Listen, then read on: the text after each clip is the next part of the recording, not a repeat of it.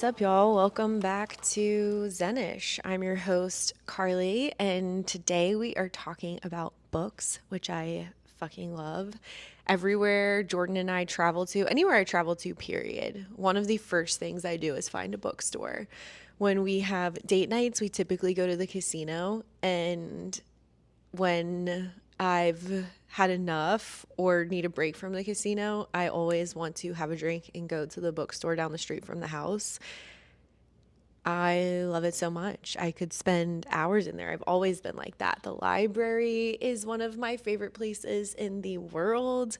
I just can't help myself. I love to be surrounded by books. And last year, I kept track of all the books I read, and I was super proud that I completed 18 books. I'm also the person who starts too many books and doesn't finish them. And last year, I made a commitment to myself to finish everything I started. And there are some books that I will finish from start to end, and some books will take me years to read because they are so dense and give me so much to chew on that I don't want to rush through. So this year in 2025, I'm excited because I've already read 12 books. So I'm super close in quarter two to catching up to where I was by the end of last year. And I can credit that accelerated reading to our trip to Japan. We did not know for sure that we were going on this trip until the very end of 2024. And by the time we booked our flights and everything, we only had a few months to prepare. And I wanted to read as much as I could on the culture or classic literature.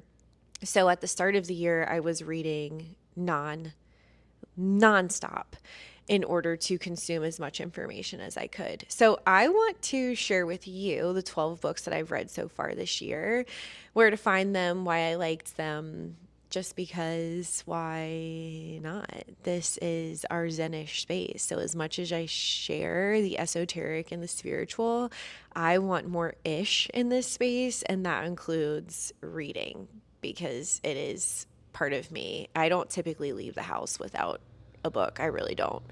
So I started this year with books on Japan. And the first book I read was called A Brief History of Japan. I actually don't have notes on who any of these authors are. I'm realizing in this moment, but I will.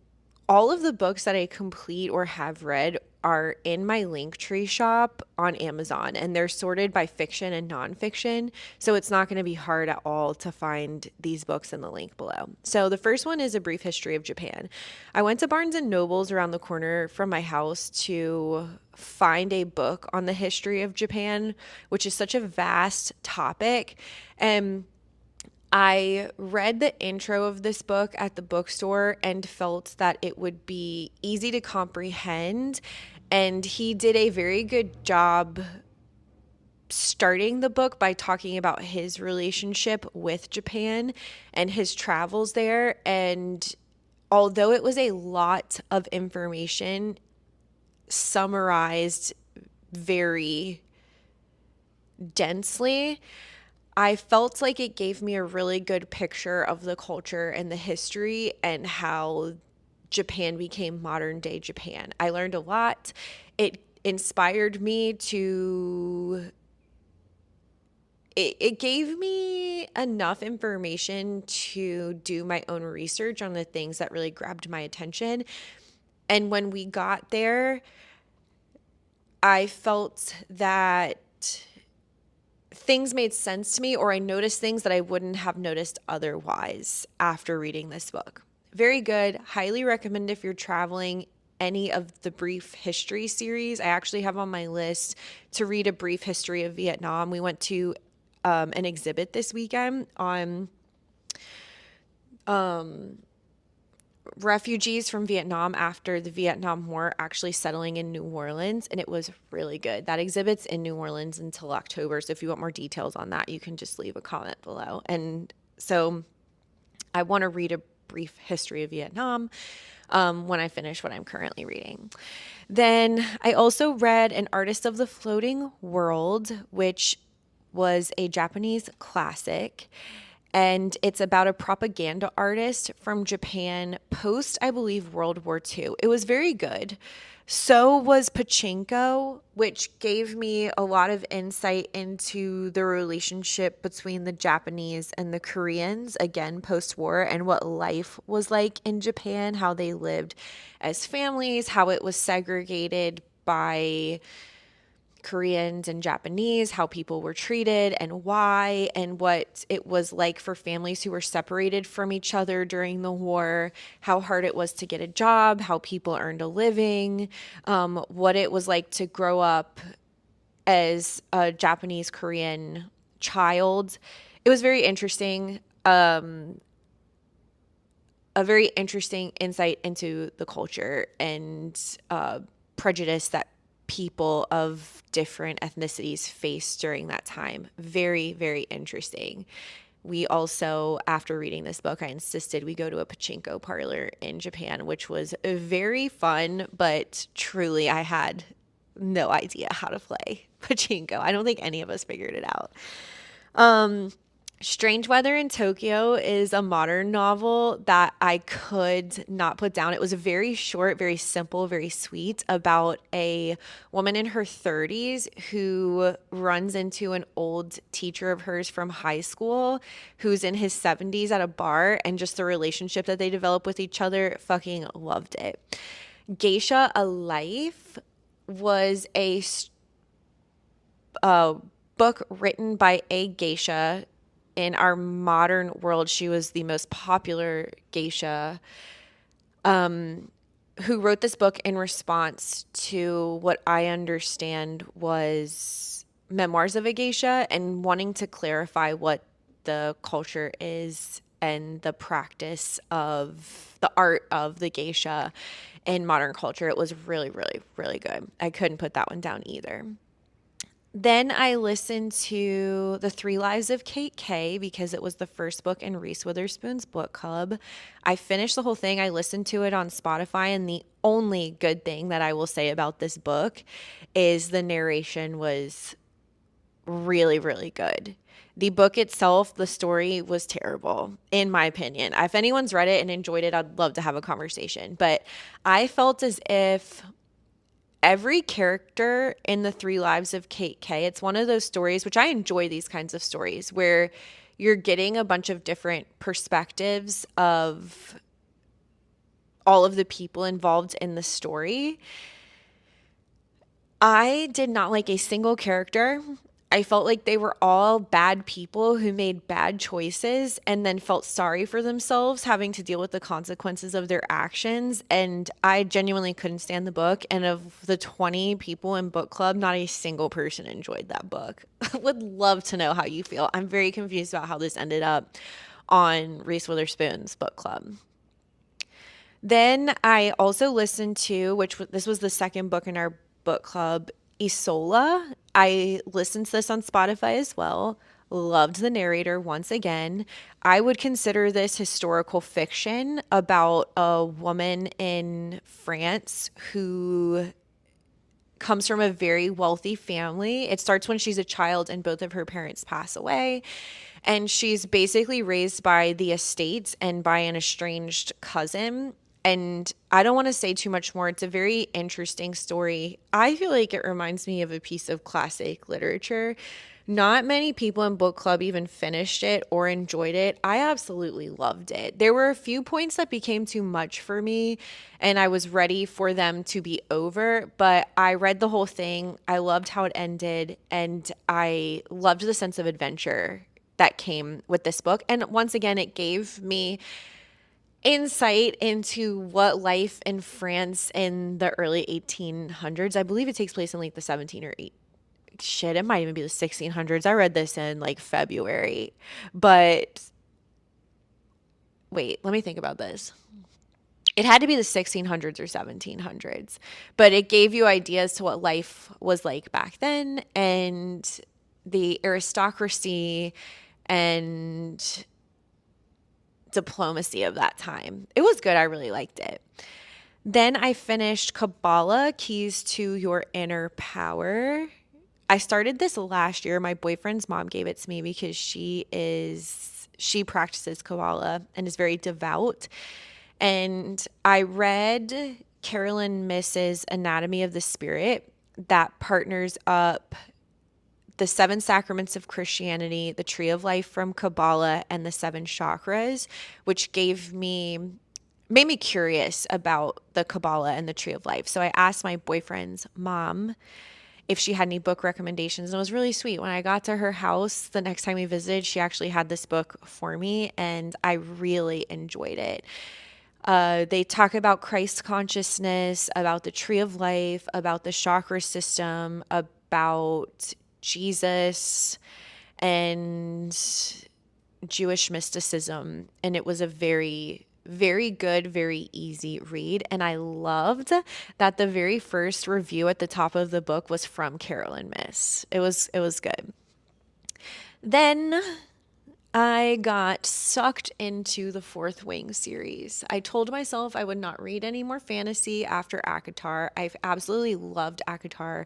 Did not want to read it, but someone gifted me with the first two books of the series, and I was like, shit, I don't want to read this. And then she kept asking me if I started it, and finally I was like, I'm going to do it. I'm going to read the first book. And read the first book, was like, this was really good. I'm not reading anymore. I'm fine with just reading the first book. Then couldn't stop thinking about the first book, picked up the second book. And after the second book, I literally couldn't put those books down. I think I finished all of them within a month.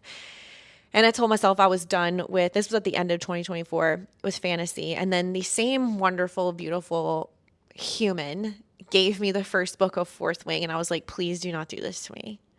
I read it.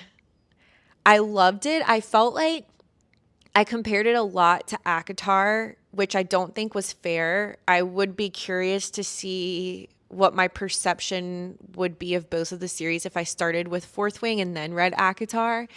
And they're both really good. They're very different, both fantasy, hypersexual, but I love the dragons in Fourth Wing, and I love that it takes place in a war college. I'm going to be honest, I finished everything that's out with the series so far. So Fourth Wing, Iron Flame, and Onyx Storm. And I want to say too that I don't buy all of these books because I don't have enough room for them, and I don't want to spend like $20, $25, $30 on a book. So I'll usually, before I purchase anything, I see how much it is at Barnes and Nobles. I see how much it is on Thrift Books, which if you haven't visited Thrift Books website, I highly recommend. I really haven't received anything in terrible shape from Thrift Books, and you can typically get a book for like $4, $6, $10. I always check the library to see what they have available on their websites or their apps. And apps like Libby or your local library app will usually have audiobooks or Kindle books that you can just download. Spotify also has 16 hours of free listening to not any audiobook, but a lot of these are available on Spotify. So with the Fourth Wing series, I had the first book from a friend, and then Iron Flame and Onyx Storm, I downloaded both from Kindle to read. Onyx Storm, they also had the audio book on the Libby app. So what I would do is listen to it in my car and then always end on a chapter so that I could get to work and either go to that chapter in the downloaded book from Kindle or read before I went to bed. So I was both reading and listening to these books. But they're good. I have some opinions on the main characters and their relationship with each other that I don't want to say here because I don't want to ruin it if you haven't listened to it. But if you want to continue this conversation in the It's a Village Facebook group or in the comments below, I would be so happy to talk about it. I really liked the series, and I can't wait for the fourth and fifth books to come out. I read online that she has 2 more books coming, and I like how Onyx Storm ended. I really do. I'm hesitant to pick up something else because I love it so much and I'm not quite ready, but I already have a few books literally on hand that I intend to start soon. Between the second book and the third book of Fourth Wing, I took a break because I was really pissed on how the second book, Iron Flame, ended. And I was doing a session for someone, a house call for someone, a one-on-one session. And when I'm working on her, I can always see her bookshelf, and we have a lot in common as far as literature goes. And when we finished her session, I mentioned that. And she ended up handing me this book, James, which I keep seeing in the library and in the bookstore, but haven't even picked it up to see what it's about. And when she handed me this book, she said, "This book is incredible." And I thought that was a very intense word to describe a book. One word, didn't say anything else. And so I'm like, I have to read this to see what makes it so incredible. And this is actually a version of The Adventures of Tom Sawyer and Huckleberry Finn, which is a Mark Twain book. I love it. It's an adventure story, very easy to read, nothing too intense. I put it in the categories of Little Women and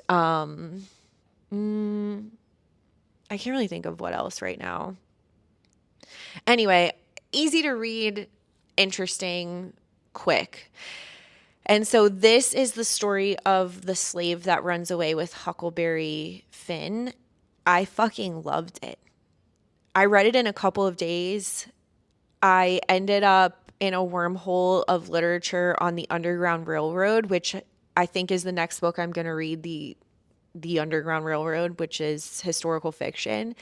And when I finished the last sentence of this book, I immediately picked up this friend and said this book was fucking incredible. Just really good. I'm not going to say much else. It just follows their adventure, what it's like to be a runaway in the South, and how far someone will go to protect and save their family, how much courage it took to basically rage against the machine. And it makes me think about how far we've come and how much work and effort it took, I would say, for everyone to change our history. It was really good. It was really good. And I'm excited to start the Underground Railroad. And there's a few books on Vietnam that I have on my list that I want to read. So we'll see what comes next. Let me know what you're reading. Let me know if any of this is interesting to you, or if you have questions on any of the books that I've mentioned so far. All of these can be found in my Linktree shop in the comments below. So check those out. I'm curious to see how you get your books. Do you buy everything and store everything? Are you someone who likes to trade? Let's maybe start in It's a Village talking about what we're reading and what we're willing to trade and such. I love you guys so much. Peace out.